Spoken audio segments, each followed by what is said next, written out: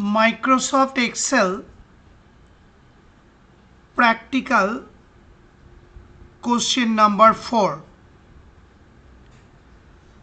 Question পেপারটা তোমাদের আমি আগেই পাঠিয়ে দিয়েছি। এবার মন দিয়ে ভিডিওটা দেখো।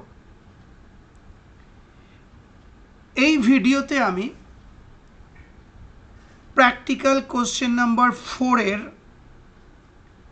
বি পার্ট সমাধান করব। বাংলায় দেখবে লেখা রয়েছে কোশ্চেনে খ অংশ, অর্থাৎ ইংরেজিতে বি পার্ট। প্রশ্নটায় প্রথমে একটা ডেটাবেস বানাতে বলেছে। এই দেখো আমি ডেটাবেসটা বানিয়ে রেখেছি। তাতে রয়েছে কার মডেল, অর্থাৎ বিভিন্ন গাড়ির মডেলের নাম,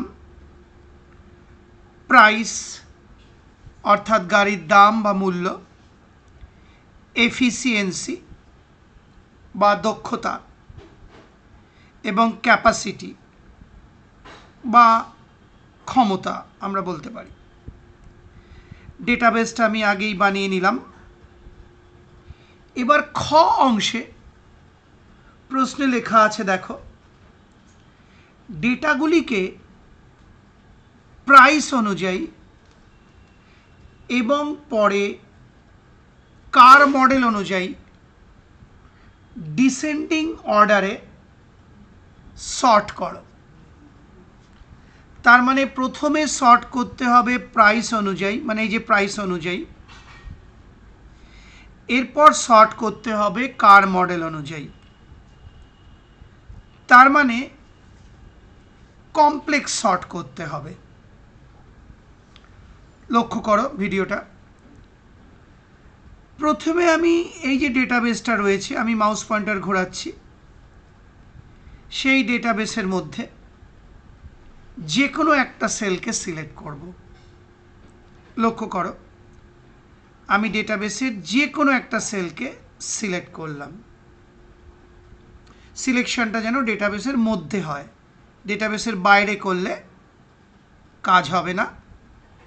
মাইক্রোসফট এক্সেল বুঝতে পারবে না যে তুমি কোন ডেটাবেস নিয়ে কাজ করতে চাও। এবার আমার মাউস পয়েন্টার ফলো করো। এবার আমি মাউস পয়েন্টারটা ওপরে নিয়ে যাচ্ছি। অলরেডি আমার একটা সেল সিলেক্ট করা হয়ে গেছে। এবার মাউস পয়েন্টারটা ওপরে নিয়ে যাচ্ছি, দেখো ডেটা নামে যে ট্যাবটা রয়েছে তার ওপর। এই যে আমি মাউস পয়েন্টার ঘোরাচ্ছি ডেটা ট্যাবের ওপর, দেখতেই পাচ্ছ এই যে। এবার আমি এই ডেটা ট্যাবে ক্লিক করব। এই ডেটা ট্যাবে ক্লিক করে নিলাম আমি, অর্থাৎ আমি এই ডেটা ট্যাবকে অ্যাক্টিভেট বা সক্রিয় করে নিলাম। এবার আমি মাউস পয়েন্টারটাকে নিয়ে যাচ্ছি, দেখো লক্ষ্য করো সর্ট নামে যে আইকনটা রয়েছে বা অপশানটা রয়েছে তার ওপর। এই যে আমি মাউস পয়েন্টার ঘোরাচ্ছি, দেখো মনিটরে সর্ট আইকনটার ওপর মাউস পয়েন্টার ঘোরাচ্ছি আমি। এবার তোমাকে এই সর্ট আইকনটায় ক্লিক করতে হবে বা এই সর্ট আইকনটা সিলেক্ট করতে হবে। এই আমি ক্লিক করলাম। যেই ক্লিক করলাম সঙ্গে সঙ্গে সর্ট নামে একটা উইন্ডো বা ডায়লগ বক্স বলতে পারো খুলে গেল তোমার সামনে। ওপরে দেখো লেখা রয়েছে সর্ট। এখান থেকে লক্ষ্য করো আমার মাউস পয়েন্টার সর্ট বাই যে ড্রপ ডাউন লিস্ট আইকনটা রয়েছে, এই যে আমি মাউস পয়েন্টার ঘোরাচ্ছি, এই যে সর্ট বাই যে ড্রপ ডাউন লিস্ট আইকনটা, ওখানে ক্লিক করতে হবে। এই ক্লিক করলাম। সঙ্গে সঙ্গে আমার ডেটাবেসে যা যা কলাম রয়েছে তার হেডিংগুলো দেখাচ্ছে। এই যে দেখো এখানে যে কলাম হেডিংগুলো রয়েছে সেই নামগুলোই এখানে দেখাচ্ছে। এবার এখানে আমি সিলেক্ট করব প্রাইস, এই যে প্রাইস কলামটা, কারণ আমাকে প্রশ্নে প্রথমে প্রাইসের ওপর সর্ট করতে বলা হয়েছে। তাহলে আমি প্রাইস সিলেক্ট করছি, এই যে মাউস পয়েন্টার ঘোরাচ্ছি ওর ওপর দিয়ে, এই যে প্রাইস কলাম, এই সিলেক্ট করলাম। তাহলে সর্ট বাই এ নিলাম আমি প্রাইস। এবার মাউস পয়েন্টারটা আমি নিয়ে যাচ্ছি এদিকে, দেখো লক্ষ্য করো ডান দিকে অর্ডার, এখানে অপশানে লেখা আছে অর্ডার। অর্ডারের যে ড্রপ ডাউন লিস্ট আইকন রয়েছে, এই যে আমি মাউস পয়েন্টার ঘোরাচ্ছি এই আইকনটার ওপর, এই ড্রপ ডাউন লিস্ট আইকনের ওপর। এবার আমি এই অর্ডার নামক ড্রপ ডাউন লিস্ট আইকনে ক্লিক করব, এই ক্লিক করলাম। যেই অর্ডার নামক ড্রপ ডাউন লিস্ট আইকনে ক্লিক করলাম, সঙ্গে সঙ্গে একটা তালিকা বা লিস্ট আমার সামনে চলে এলো। এখান থেকে আমি সিলেক্ট করব লার্জেস্ট টু স্মলেস্ট এই অপশানটা। কেন? যেহেতু প্রশ্নে ডিসেন্ডিং অর্ডার লেখা রয়েছে। কোনো নাম্বার ডেটার ক্ষেত্রে ডিসেন্ডিং অর্ডার মানে লার্জেস্ট টু স্মলেস্ট, আর প্রাইস কিন্তু নাম্বার ডেটা। তা সেই জন্য আমি এখান থেকে লার্জেস্ট টু স্মলেস্ট সিলেক্ট করব, যেহেতু প্রশ্নে ডিসেন্ডিং অর্ডারে সর্ট করতে বলা হয়েছে। এই আমি সিলেক্ট করছি, দেখো মাউস পয়েন্টারের উপর রেখেছি, এই ক্লিক করলাম। তাহলে order drop down list icon থেকে আমি লার্জেস্ট টু স্মলেস্ট অর্থাৎ ডিসেন্ডিং অর্ডার চুজ করে নিলাম। এবার আমার মাউস পয়েন্টার ফলো করো, আমি ওপরে নিয়ে যাচ্ছি। এখানে দেখো অ্যাড লেভেল বলে একটা অপশান রয়েছে, এই যে অ্যাড লেভেল।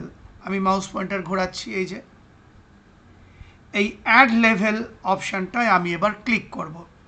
লক্ষ্য করো এই যে অ্যাড লেভেল, এই ক্লিক করলাম। যেই ক্লিক করলাম সঙ্গে সঙ্গে আরেকটা স্তর বা লেভেল আবির্ভূত হলো। এই যে আমি মাউস পয়েন্টার ঘোরাচ্ছি, লেখা রয়েছে দেন বাই, অর্থাৎ এই দেন বাই লেভেলটা বা দেন বাই স্তরটা অ্যাড লেভেলে ক্লিক করলে আবির্ভূত হলো। এবার আমি দেন বাইয়ের যে ড্রপ ডাউন লিস্ট, এই যে আমি মাউস পয়েন্টার ঘোরাচ্ছি, এখানে ক্লিক করব। লক্ষ্য করো এই ক্লিক করলাম। দেন বাইয়ের ড্রপ ডাউন লিস্টে যেই ক্লিক করলাম, আবার আমাকে ডেটাবেসের সমস্ত কলামের হেডিংগুলো দেখাচ্ছে। এবার এখান থেকে আমাকে সিলেক্ট করতে হবে কার মডেল এই কলামটা, কারণ প্রশ্নে দ্বিতীয় কলাম হিসেবে কার মডেল বলা রয়েছে। এই যে আমি মাউস পয়েন্টার ঘোরাচ্ছি, দেখো কার মডেল, এই সিলেক্ট করলাম। তাহলে দেন বাই ড্রপ ডাউন লিস্ট থেকে আমি কার মডেল কলামটাকে সিলেক্ট করলাম। আবার মাউস পয়েন্টার নিয়ে যাচ্ছি, দেখো এই যে আবার অর্ডারের যে ড্রপ ডাউন লিস্ট আইকন দ্বিতীয়টা, এই যে মাউস পয়েন্টার ঘোরাচ্ছি অর্ডারের এই ড্রপ ডাউন লিস্টে ক্লিক করলাম। এখান থেকে আমি চুজ করব Z2A এই অপশানটা, Z2A, কারণ প্রশ্নে দেখো ডিসেন্ডিং অর্ডার বলা রয়েছে। তাহলে এই দেখো Z2A ডিসেন্ডিং অর্ডার মানে যদি টেক্সট ডেটা হয় তাকে Z2A সিলেক্ট করতে হয়, আর কার মডেলে বা কার মডেল কলামে তাকিয়ে দেখো টেক্সট ডেটা রয়েছে, এই যে আমি বাঁ দিকে দেখাচ্ছি। তাহলে আমি এখান থেকে আবার Z2A সিলেক্ট করছি, অর্থাৎ ডিসেন্ডিং অর্ডার সিলেক্ট করলাম। তাহলে কি দাঁড়ালো? Sort by price, order largest to smallest অর্থাৎ descending order, then by car model, order Z2A, তার মানে ডিসেন্ডিং অর্ডার, যেরকম প্রশ্নে বলা রয়েছে ডিসেন্ডিং অর্ডার।